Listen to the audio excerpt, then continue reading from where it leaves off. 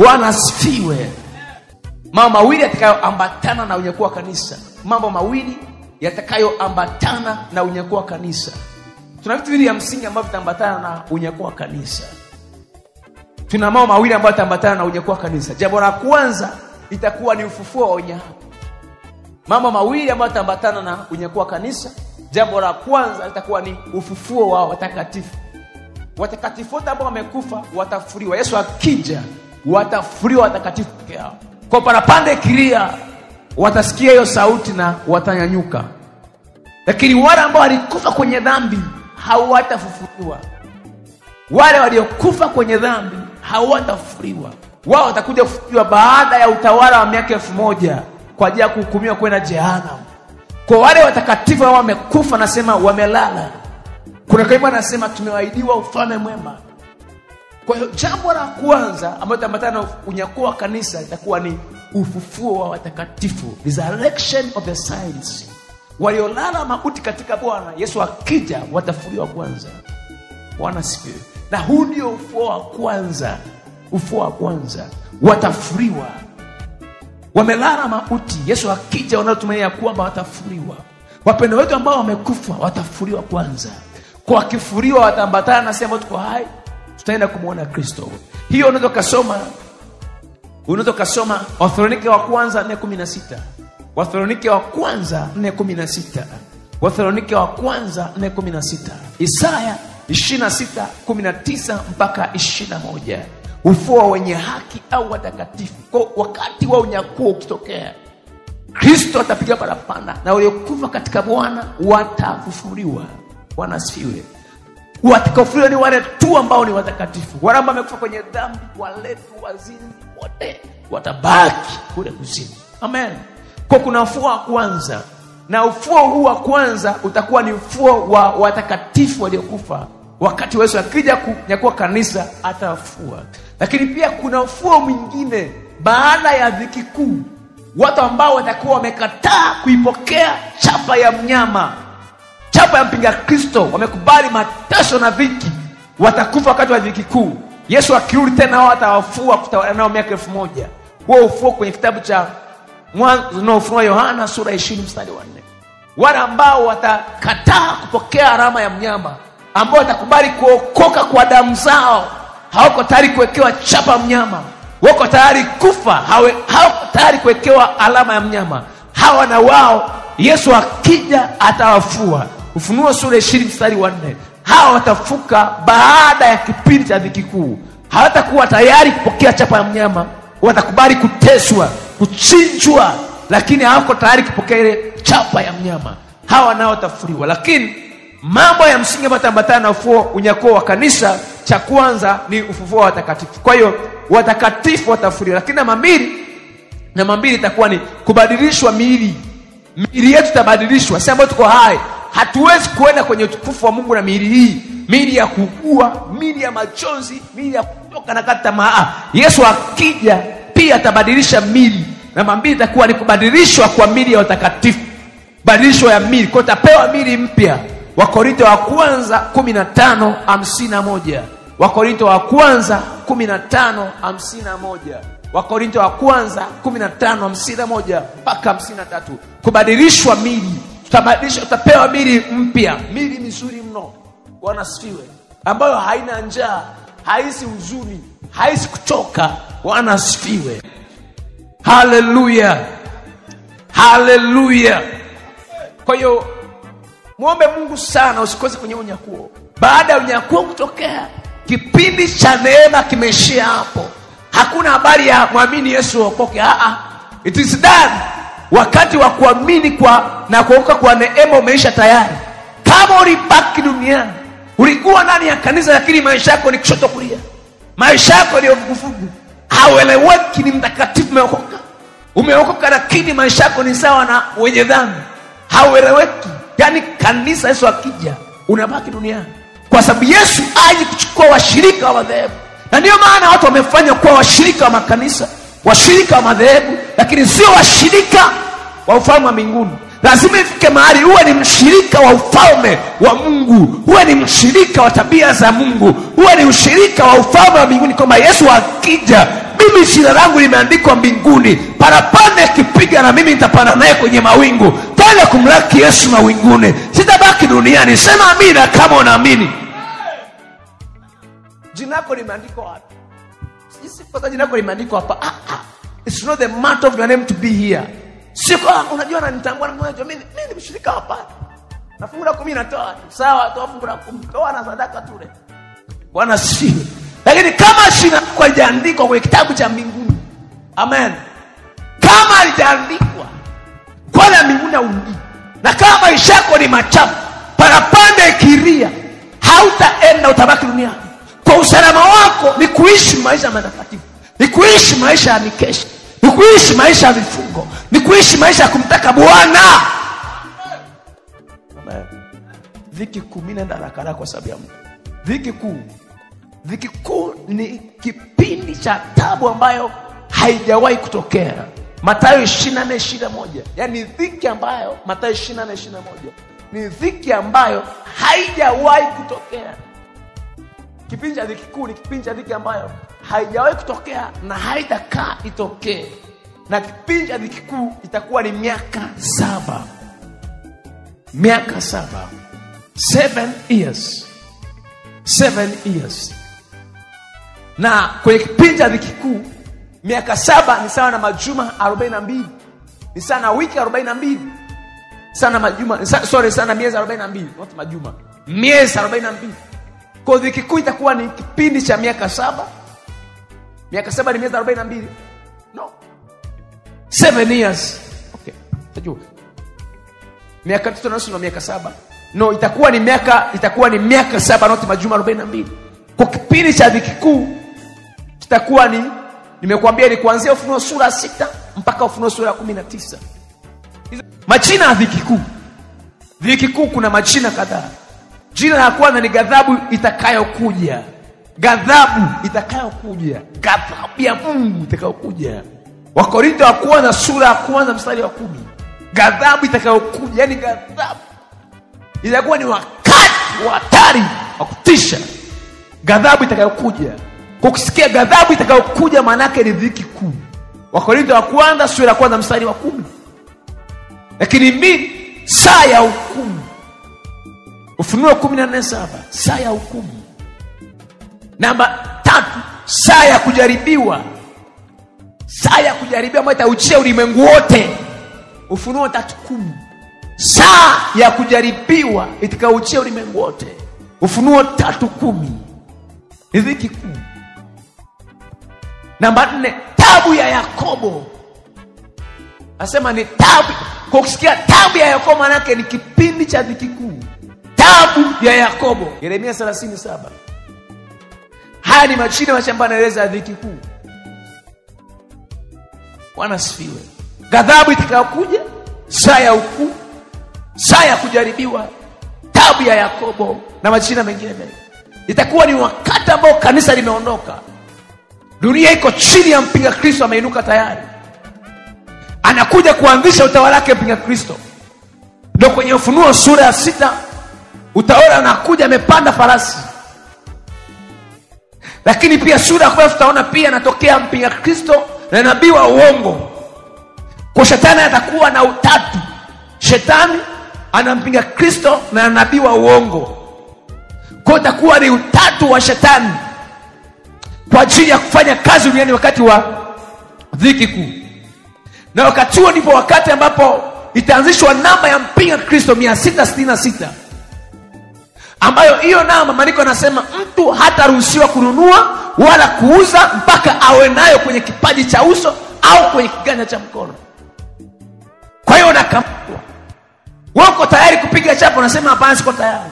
Hautanunua, hautauza, hautafanya chochote, hautasafiri mpaka upige hiyo chapa ya mpinga Kristo. Ukikataa unauawa. Kwa hiyo wakati wa dhiki kuu kuna watu ambao wachache sana ambao wataokoka kwa damu zao, ambao hawatakuwa tayari kupigwa chapa ya mpinga Kristo. Lakini watu wengi watakubali kupigwa chapa. Kwa nini nife na wakati njaa na wakati namba tu? Kwa nini wanangu wafe njaa? Namba tu. Nipigie namba. Wanampigia namba na bura. Namba mpinga Kristo haijaanza kufanya kazi sasa hivi. na mpinga Kristo hajaja bado, lakini kuna roho ya mpinga Kristo inafanya kazi. Roho ya mpinga Kristo nini? Roho ambayo inakamata watu kutokubali kama Yesu ni Bwana. Hiyo ni the spirit of the antichrist. Inakataa kwamba Yesu sio Masihi, kwamba Yesu sio Mwokozi. Hiyo ni roho ya mpinga Kristo. Usiipenda ibada, ni roho ya mpinga Kristo. Haitaki ukaribiane na Mungu, lakini mpinga Kristo mwenyewe bado hajaja. Kanisa likiondolewa, mpinga Kristo anakuja rasmi na namba hiyo kazi. Bwana asifiwe. Hallelujah. Hallelujah. Kutakuwa kuna mapigo ya aina nyingi, na for the sake of time nikuoneshe. Kutakuwa kuna vitasa, kutakuwa kuna baragumu, na kutakuwa na mihuri. Hiyo ndio kuanzia kitabu cha Ufunuo sura ya 6. Zikipigwa baragumu na vitasa na mihuri, utakuwa unashangaa kuna mapigo yanatoka. Kwa kuna mapigo ya mihuri na baragumu. Haya itakuwa ni kipindi cha miaka 3.5 ya kwanza. Mapigo ya baragumu na mihuri miaka 3.5 ya kwanza. Alafu baadaye mapigo ya vitasa vitakuwa ni miaka 3.5 ya pili. Ukisoma utaona vizuri kwa kitabu cha Ufunuo. Ukiangalia kitabu cha Ufunuo kuanzia sura ya 6, kuanzia 6 mpaka 19, itakuwa ni kipindi cha dhiki kuu. Bwana asifiwe. Hallelujah. Hallelujah. Ufunuo sura ya 6 mstari wa kwanza ndio tunaona kuna muhuri wa kwanza. Muhuri wa kwanza Ufunuo 6:1 na kuendelea. Na hapa anatokea farasi mweupe mwenye upinde na mshale. Huyu farasi ambayo tunamuona kwenye kitabu cha Ufunuo sura ya 6 mstari wa kwanza atakuwa ni mpinga Kristo ambaye atakuja duniani. Atakuja dunia nzima itamwamini. Atakuja kurekebisha uchumi wa dunia. Atakuja na maarifa. Uchumi wa dunia utakuwa vizuri, sayansi itakuwa vizuri, siasa itakuwa safi, dunia nzima itamwamini. Bwana asifiwe. Atakuwa na akili vibaya mno. Ndio hiyo tunamuona kwenye Ufunuo sura ya 6 mstari wa kwanza. Farasi mweupe mwenye upinde. Amen. Kwa wakati huo ndio wakati wa dunia kuwa chini ya utawala mmoja. Itakuwa na serikali moja dunia. Itakuwa na dini moja. Itakuwa na shilingi moja dunia. Inaitwa ni New World Order. Huyu jamaa anajipatia jina, atakuwa maarufu, na huyu atakuwa ni mpinga Kristo.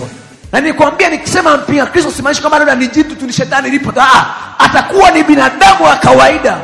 Na nikwambia wanatheolojia wengi wanaamini atokea kwenye nchi ya Rumi.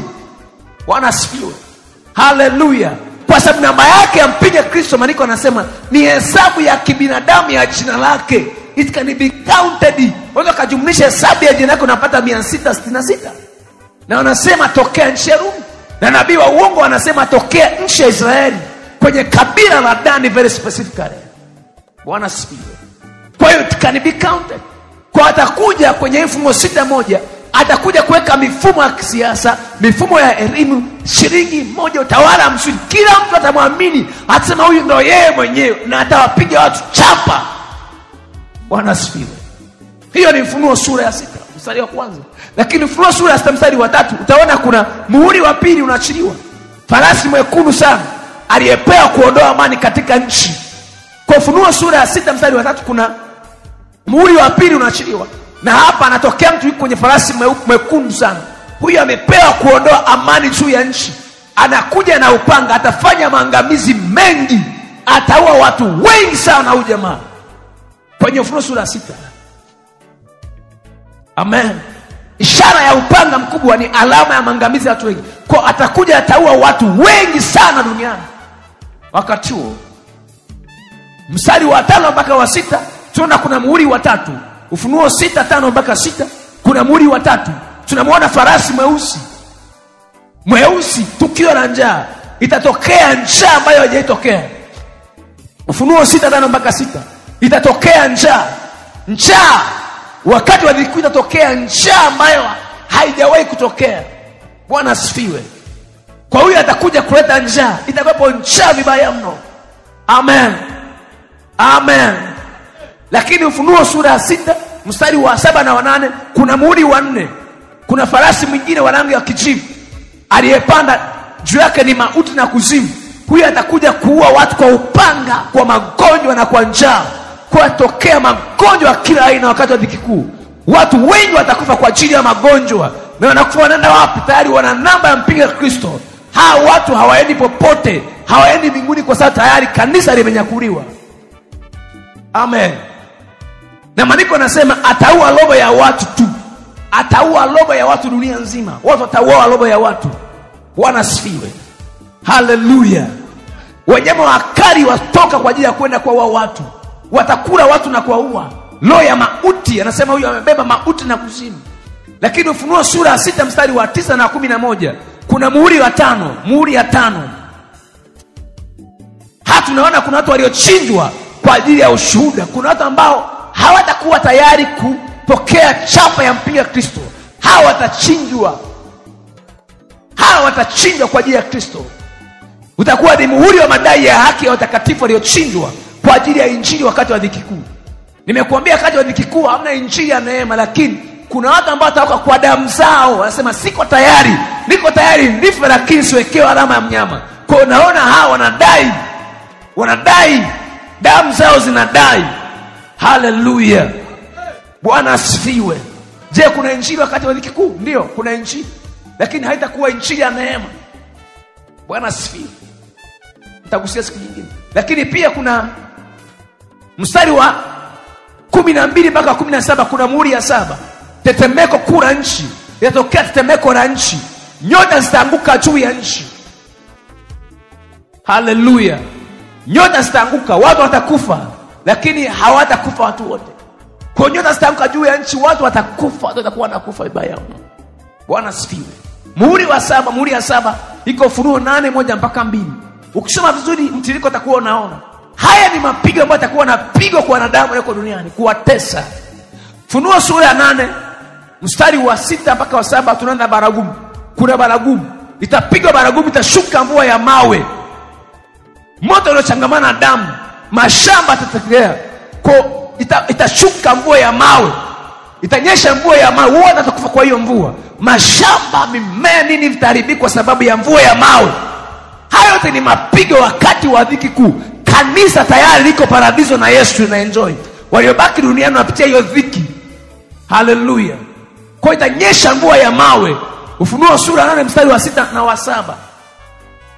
Mashamba yatateketea, yatakufa kabisa. Lakini kuna baragumu ya pili ambayo ni Ufunuo 8 mstari wa 8 mpaka wa 9. Maandiko yanasema kwa ni baharini, viumbe wataharibika. Bahari itapigwa. Itakuwa ni uharibifu mkubwa sana. Mstari wa 10 na 11 kuna baragumu ya 3. Kuanguka kwa pakanga. Maji yatakuwa na uchungu na mito. Wanadamu wengi watakufa kwa sababu maji yanatiwa uchungu. Maji ya mito yatatiwa michungu na watu wengi watakufa. Ukisota ona hapo vizuri. Baragumu ya 4 iko mstari wa 12. Funuo. Nusu ya jua, robo tatu ya jua na mwezi na nyota zitapigwa ili zisiangaze. Giza litatanda. Baragumu ya 5 ikipigwa, Ufunuo 9:11, utangaza mateso makali. Nzige watatoka kwa ajili ya kuangamiza watu. Watu wasio na muhuri ya Mungu katika vipaji vya nyuso zao. Kuna watu maandiko yanasema watatamani kufa lakini hawatakufa. Mauti itawakimbia watu. Hii baragumu ikipiga kwanza kwa anakimbia kwenye milima, anachukua kwenye milima, ngao wewe mlima, wewe jiwe usiuliwe tu. Unajipiga juu ya jiwe na kuwa ni sponge kabisa, inakataa kuua. Bwana asifiwe. Mateso ni mengi wakati huo. Ngoja nikusomea hapo. Ufunuo sura ya 9 hapo nadhani wameandika.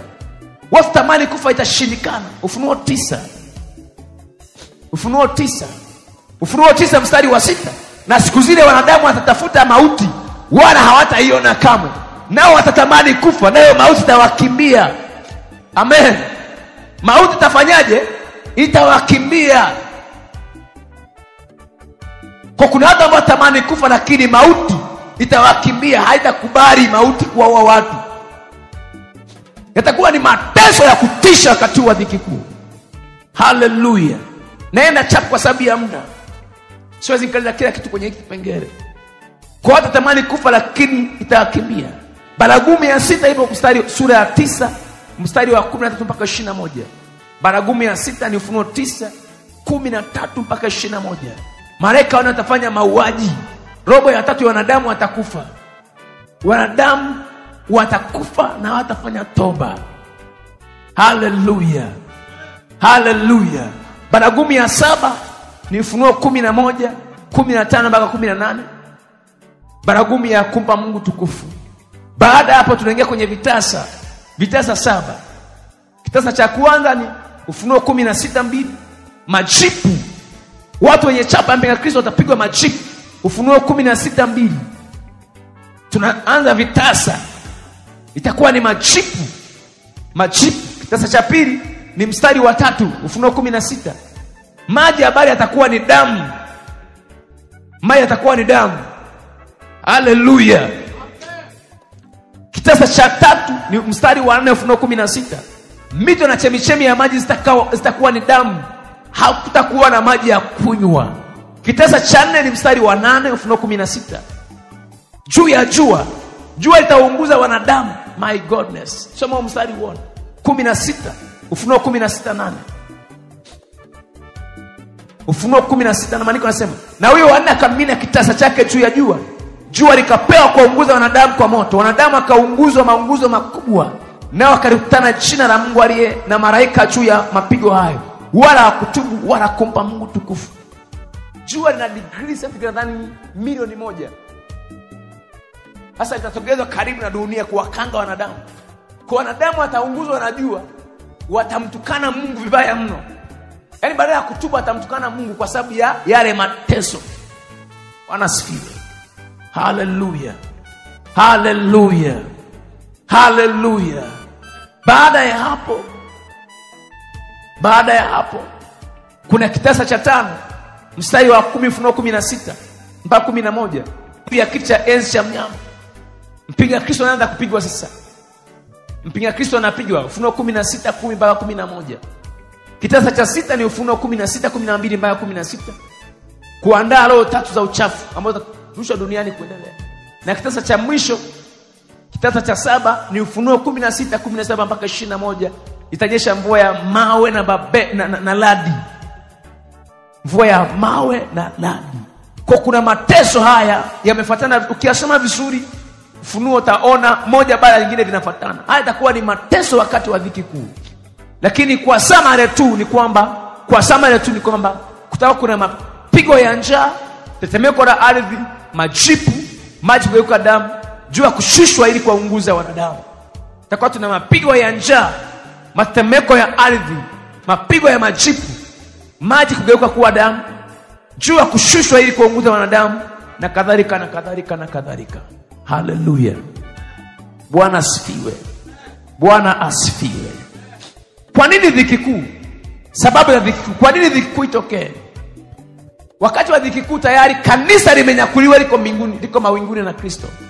Waliobaki ni mpinga Kristo na watu wake. I cannot explain everything. Our time is not in our best right. Lakini kwa nini dhiki kuu? Dhiki kuu inakuja kwa ajili ya kulihukumu taifa la Israeli. Jambo la kwanza, kwa ajili ya kulihukumu taifa la Israeli.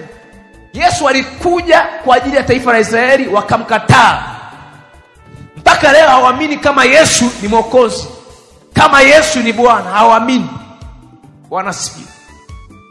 Lakini Yesu akija, taifa la Israeli limepita kwenye dhiki kuu, wamepigwa kwenye vita Armageddon.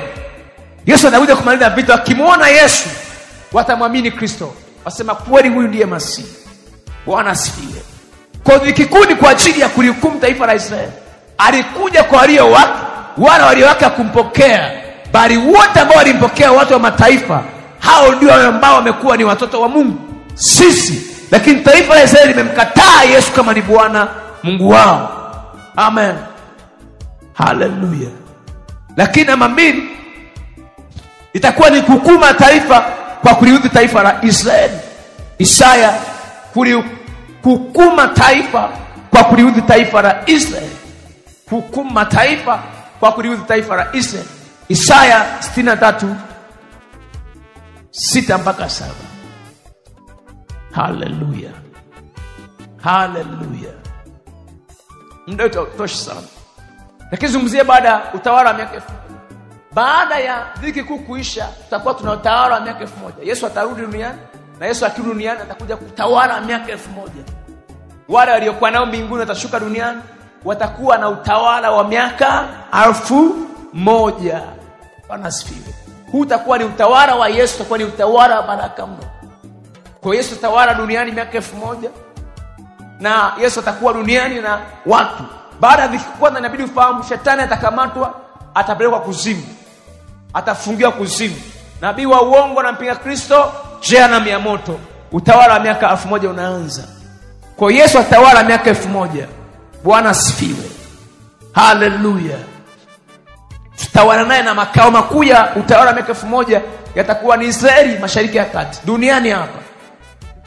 Sasa kuna baraka ambazo zitakuwepo wakati wa miaka 1000. Baraka za utawala wa miaka 1000 ambao nimekwambia ni Ufunuo sura 20.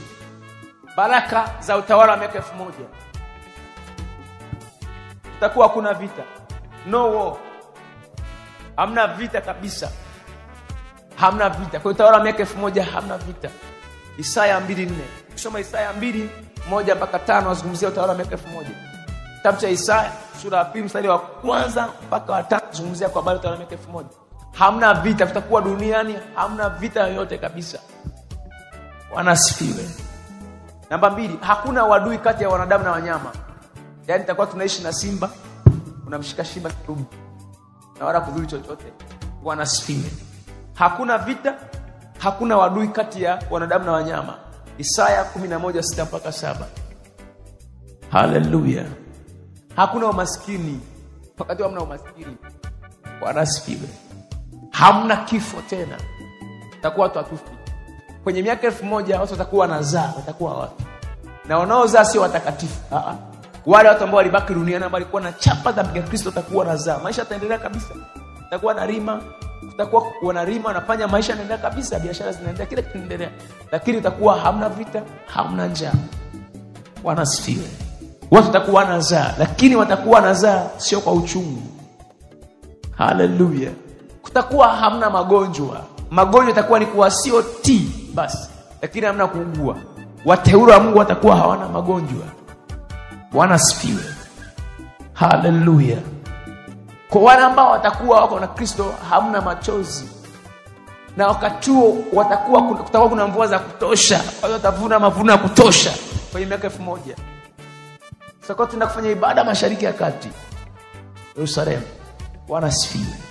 Wale ambao walikuwa chapa mpinga Kristo watakuwa duniani, watakatifu watakuwa duniani pia hapa wote. Kwa tutakuwa tumechanganyikana, lakini huyu anachapa, huyu anachapa. Wenye chapa watakuwa wanazaa, utaona na kuzaa kabisa, maisha yataendelea kama kawaida. Lakini baada ya miaka 1000, miaka 1000 ikiisha, maandiko yanasema shetani atafunguliwa kwa muda mchache. Na hii ndio vita ya Gogu na Magogu. Amefungwa kabla ya miaka 1000. Miaka 1000 ikiisha, shetani atafunguliwa kwa muda mchache. Na shetani akifunguliwa kwa muda mchache, utagundua kwenye kitabu cha wakaizingira kambi ya watakatifu na mji huo uliopendwa, moto utashuka kutoka mbinguni utawala. Hii ndio inaitwa vita Gogu na Magogu. Baada ya miaka 1000, shetani ataachiliwa kwa muda mchache. Shetani akiachiliwa atakuja duniani kuwadanganya watu ambao wanachapa za mpinga Kristo. Atawamobilize wote, atawakusanya, atawadanga sasa tuende kushambulia kambi ya watakatifu Yerusalemu. Kwa shetani atakusanya watu wenye chapa ya mpinga Kristo, wataenda kushambulia kambi ya watakatifu pale Yerusalemu kwenye utawala wa Yesu. Wakienda kushambulia huo mji wa watakatifu, ile kambi ya watakatifu, maandiko yanasema moto utashuka utawaua hapo hapo, na itakuwa ni mwisho wa shetani, atatukamata na kutupa jehanamu ya moto. Kwa vita ya Gogu na Magogu ni nini? Vita ya Gogu na Magogu ni ile vita ambayo shetani atakusanya mataifa kwenda kushambulia kambi ya watakatifu pale Israeli baada ya utawala wa miaka 1000. Na wakienda kushambulia pale, maandiko yanasema moto utashuka na kuwala. Kwa vita itaisha kabla ya kuanza. Kiwepesi, ana sifa 3. Bwana asifiwe. Baada ya hapo ni hukumu. Maandiko yanasema tutaingia kwenye hukumu. Hukumu ndio hiyo sura 20 inasema, nikaona kiti cha enzi, wafu wote wakubwa kwa wadogo wamejipanga mbele ya kiti cha enzi, na kila mtu atahukumiwa sawa sawa na matendo yake. Ufunuo 20:11. Kisha nikaona kiti cha enzi kubwa cheupe yaketie juu yake, ambaye nchi na mbingu zilikimbia uso wake, na mahali pao hapakuonekana. Nikaona wafu wakubwa kwa wadogo wamesimama mbele ya hicho kiti cha enzi, na vitabu vikafunguliwa, na kitabu kingine kafunguliwa ambacho ni cha uzima, na wafu wakahukumiwa katika mambo hayo yaliyoandikwa katika vile vitabu sawa sawa na matendo yao. Bahari ikawatoa wafu waliokuwamo ndani yake, na mauti na kuzimu zikawatoa wafu waliokuwamo ndani yake. Wakahukumiwa kila mtu kwa kadiri ya matendo yake. Mauti zikatupwa kuzimu, katika lile ziwa la moto. Hii ndiyo mauti ya pili, yani hilo ziwa la moto. Na iwapo mtu yeyote kuonekana ameandikwa katika kitabu cha uzima, alitupwa katika ziwa la moto. Hii ni hukumu ya milele. Jina lako limeandikwa kwenye kitabu cha uzima milele. Kama lipo unaenda mbinguni, halipo jana. 21 na 22. Hapo ndo tunakutana na mbingu mpya na nchi mpya. Haleluya. Huo ndio mtasari mdogo wa mambo ya nyakati za mwisho. Ikiwa jina la mtu alikuonekana kwenye kile kitabu cha uzima, maandiko yanasema na yeye atatupwa kwenye ziwa la moto. Jina lako limeandikwa kwenye kitabu cha uzima, ndio swali la kujiuliza. Kama jina lako halipo kwenye hicho kitabu cha uzima, basi you are gone. Sema amen. Kanisa lifanye nini wakati huu? Kanisa lifanye nini wakati huu ambao tunao sasa kujiandaa na haya mambo ya mwisho? What should we do kama kanisa? Andika haya mambo 7 atakusaidia. Kanisa lifanye nini wakati huu ambao tunao? Kanisa kujiandaa kwa ajili ya haya mambo ya mwisho. What should the church do? Moja, kanisa inabidi likeshe. Kanisa lifanye nini? Moja, inabidi likeshe na kuomba. Mathayo 24:42. Mathayo 24:42. Kanisa lifanye nini wakati ambao tunao? Watakatifu wa Mungu duniani wafanye nini wakati ambao tunao? What should we do now? Je, tuendelee kulala usingizi? Je, tuendelee kuhubiri nchi? Tufanyeje sasa? Jambo la kwanza, kanisa lazima likeshe na kuomba. Kanisa likeshe wakati wote. Mathayo 24:42. Kesheni kwa maana hamuijui siku wala saa. Kukesha maana yake ni kuwa tayari muda wowote Yesu anakuja. Kesha. Haleluya. Kanisa likeshe. Kukesha maana yake ni kuwa tayari. Kukesha maana yake ni kuwa arati, kuwa umejiandaa wakati wote kwamba Yesu anarudi muda wowote. Kwa kanisa lazima likeshe. Haleluya. Kwa lugha nyingine, kanisa silale usingizi. Haleluya. Kanisa liwe macho. Likeshe kanisa isilale usingizi. Jambo la kwanza la kufanya, hakisha kanisa na wewe mwenyewe unakuwa macho, maana wakati ambao tujui Yesu atarudi kuchukua kanisa. Kesha. Asema basi kesheni kwa maana mwijui siku wala saa. Maandiko anasema mtu angejua saa ambayo mwizi atakuja kuvamia nyumba yake, angelikesha kusudi akija mtu akiwa macho apambane. Lakini kwa sababu hajui, huwa analala, mwizi akija kutamelala, basi anaiba. Kadhalika na kanisa maadamu alijui bwana harusi anakuja saa ngapi, kanisa lazima liwe macho. Kanisa silale usingizi. Kanisa likeshe. Liwe bize na maombi, liwe bize na mifungo, liwe bize na mikesha, liwe bize na neno, liwe bize na ibada. Kanisa lazima likeshe. Haleluya. Mathayo 25:1. Kuna mfano wa wanawali 5, 10 wenye busara, 5 wa pumbavu. Wakaenda kumlaki bwana harusi, wameenda. Hawa 5 wenye busara wakabeba mafuta ya ziada. 5 ambao ni wapumbavu hawana mafuta ya ziada. Wamengoja bwana haji, bwana harusi haji. Wait, bwana harusi haji. Subiri bwana harusi haji. Subiri bwana harusi haji. Wakazima taa zao. Taa zao zikaishiwa mafuta. Hawa hawana akiba mafuta. Wakaenda kutafuta mafuta kununua nje. Wakawaambia wenye busara, "Saidieni mafuta." Akamwambia, "Hapana, sisi tuna akiba kwa ajili yenu. Ninyi hamna. Fateni mafuta nje." Wakatoka kaenda kununua mafuta. Wakati wameenda kununua mafuta, bwana harusi akaingia na vigelegele. Haleluya. Bwana harusi akaingia. Hao waliokuwa na busara na hekima na akili wakawasha taa zao. wakamdaki bwana harusi. Hao wapumbavu ambao mafuta yameisha na hawana akiba mafuta, wakaishiwa mafuta, hamna mafuta, wakaenda mafuta, bwana harusi ameingia, hawapo tayari. Haleluya, haleluya.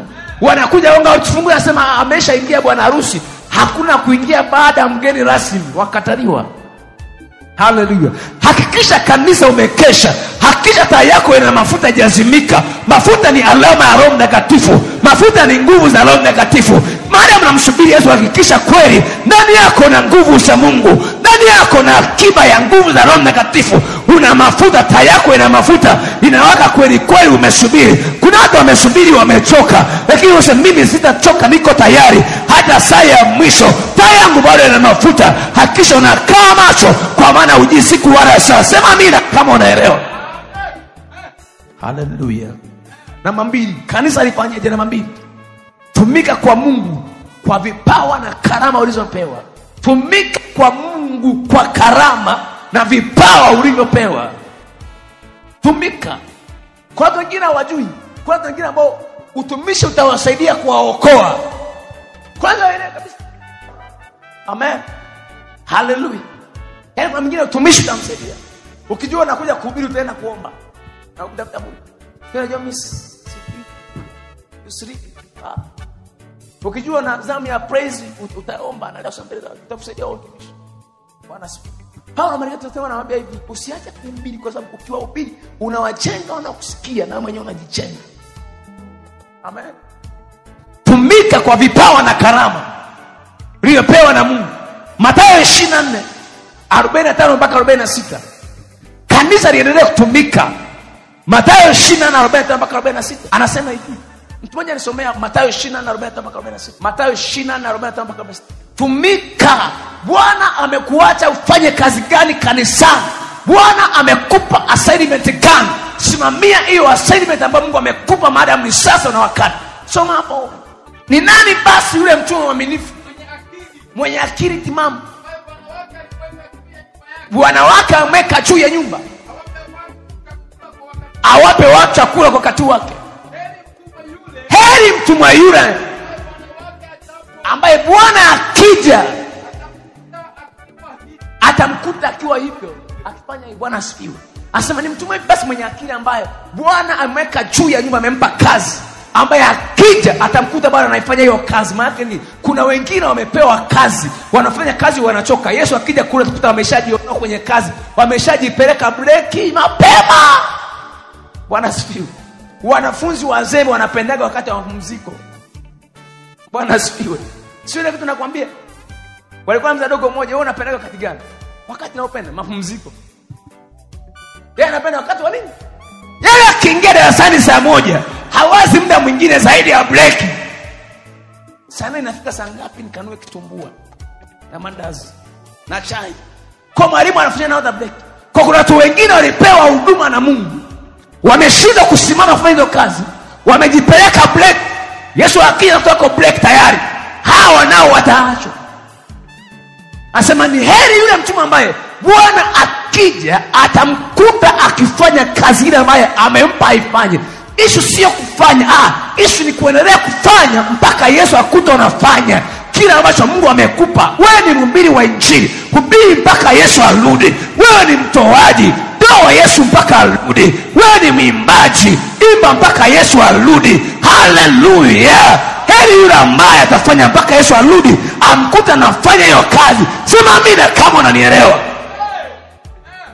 This is not doing. Ndio maana maandiko yanasema hivi, tena sio tena, maana mtarifa msipozimia. Kuna watu wanazimia. Yaani kuna mtu anatumika, sikuwa naambia hapo. Kuna watu wameitwa mpaka kama hivi mchungaji. Yaani wito wa uchungaji umeexpire kabisa, yani wito umeisha. Bwana asifiwe. Mungu amekupa kazi gani? Just think what God has given to do. Bwana amekupa kazi gani uifanye? Na je, bado kazi hiyo unaifanya? Sema heri mtume yule mwenye akili ambaye ataendelea kufanya kazi aliyopewa na Bwana mpaka Bwana akija. Bwana asifiwe. Haleluya. Haleluya. Namba 3, jiwekee hazina mbinguni kwa kumtolea Mungu. Jiwekee hazina mbinguni. Weka hazina mbinguni. Nimekuambia kuna taji Mathayo 6:19. Mathayo 6:19 mpaka 21. Jiwekea hazina mbinguni. Somea hapo. Mathayo 16:19 mpaka 21. Jiwekea hazina mbinguni kwa kumtolea Mungu. Kwa vidogo, jitoe, toa muda wako, toa nguvu zako, toa mali zako, toa ulichonacho kwa ajili ya kazi ya Mungu. You are making an investment. Soma. 6:19 mpaka 21.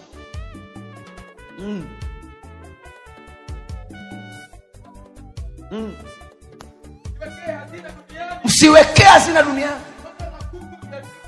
Nono na kutu vyaribuko. Na wezi wanavunja na kuiba. Jiwekeni hazina mbinguni, kusipoharibika kitu kwa nondo wala kwa kutu, wala wevi hawavunji wala waibi. Hazina yako ilipo ndipo utakapokuwa wewe na moyo wako. Wanasifiwe. Jiwekeni hazina mbinguni wapendwa. Hallelujah. Maandiko yanasema mbinguni hakuna wezi. Wezi wanakaenda kaiba BOT, wakaiba Benki ya Afrika ADB, wakaiba World Bank, lakini benki ya mbinguni hakuna mwizi wa kuiba, hakuna nondo ya kuiba. Na maandiko yanasema jiwekeni hazina mbinguni, kwa maana hakuna nondo wala kutu wala hakuna mwizi wa kuweza kuiba kule mbinguni. Wanasifiwa. Na chakupenda ni kwamba kwa maana hazina yako ilipo ndipo utakapokuwa wewe na moyo wako. Hazina yako ipo wapi? Yaani what way is your investment? Wewe hazina yako iko. Mwingine kwenye club cha mwanamke kilabuni, nipiga pombe. Mbinguni hana chochote. Maskini kabisa. Bwana asifiwe. Hallelujah. Mwingine inapokuja kazi ya Mungu, utamuua. Bwana asifiwe. Utamuua. Jiwekeni hazina mbinguni. Tumia nguvu kuweka hazina mbinguni. Tumia muda kuweka hazina mbinguni. Tumia pesa kuweka hazina mbinguni. Hazina yako ilipo ndipo utakapokuwa wewe na nani? Jitajirishe mbele za Mungu. Bwana asifiwe. Hallelujah. Watu hawajui kwa habari ya nguvu ya sadaka. Ngoja nisomee Zaburi 22 mpaka 4. Zaburi 22 mpaka 4. I want to wind up tuombe. Shukuru Mungu. Hii injili ipashukua ndefu hii. Zaburi 20. Zaburi 22 mpaka 4.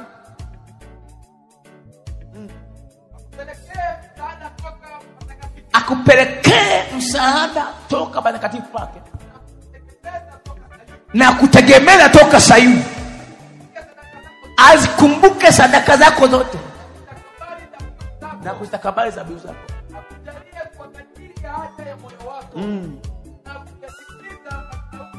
Atokishia anasema azikumbuke sadaka zako zote.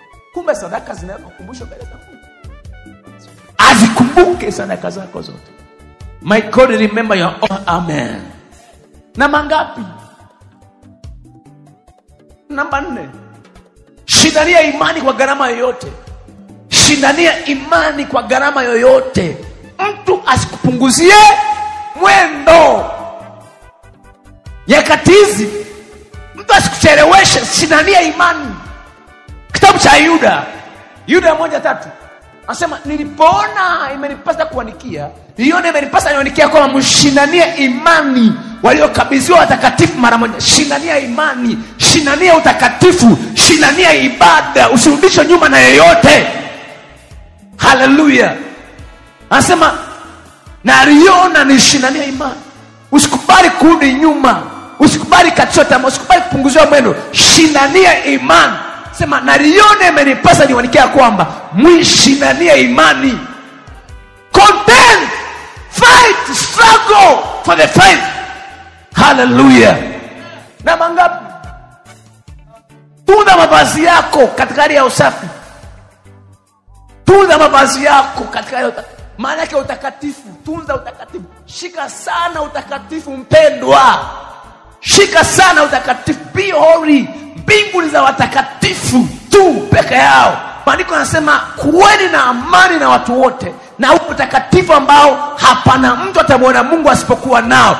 ambako mbingu ni za watakatifu. Tunza mavazi yako, usiatie doa. Haleluya. Haleluya.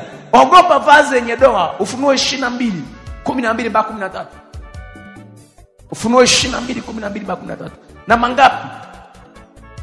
Namba 6. Namba 6. Ufanye nini? Zidisha upendo kwa Mungu. Zidisha upendo. Upendano kwa ndugu, lakini pia kwa Mungu. Zidisha upendo kwa watu na kwa Mungu. Zidisha upendo. Anasema upendano unastiri wingi wa dhambi. Upendano unastiri wingi wa dhambi. Zidisha upendo. Zidisha upendo. Zidisha upendo. Petro wa kwanza 4:8-9. Zidisha upendo kwa watu na zidisha upendo kwa Mungu. Amsha ule upendo wa kwanza uliokuwa nao mwanzoni. Maana anasema umewacha upendo wa kwanza. Kumbuka ulipopokea, jifanyie tathmini kiwango chako cha upendo kwa Mungu ni kile au kimepungua. Check out kiwango cha upendo wako kwa Mungu. Zidisha upendo kwa watu, zidisha upendo kwa Mungu. Wanasifiwe. Na mangapi? Ufanye nini? Mwisho kabisa, ishi kwa tahadhari. Ishi kwa kwamba kila yeyote aliyesimama anaweza kaanguka muda wote. Amen. Ishi kwa nini? Na Maandiko anasema hivi. Na yote anajidhania kuwa amesimama na angalie. Anayejidhania kuwa amesimama angalia asianguke. Kwa hiyo umesimama leo, mwambie Bwana natamani kuendelea kusimama. I don't want to fall. Simama kwa miguu yako. Hallelujah. Simama kwa miguu yako. Umehitimisha.